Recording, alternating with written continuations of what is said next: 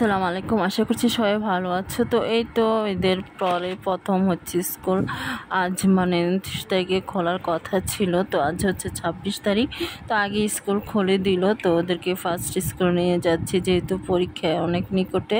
তো ভাবছি কোনো সিলেবাস হয়তো দিবে, সেই জন্য বৃষ্টি দিয়েও ওদেরকে স্কুলে দিয়ে আসছি।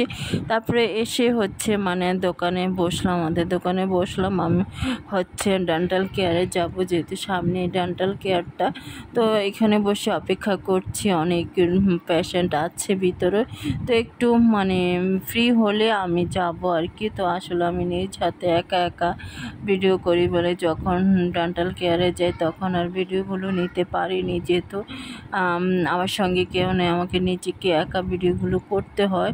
তো এই তো বাইরে কিন্তু প্রচণ্ড বৃষ্টি হচ্ছে। তো আমি প্রায় আধা ঘন্টার মতো বসে থাকার পরে হচ্ছে আমি ফ্রি পেলাম। তারপর হচ্ছে ওখানে যে প্রায় আরও 1 ঘন্টা লাগলো।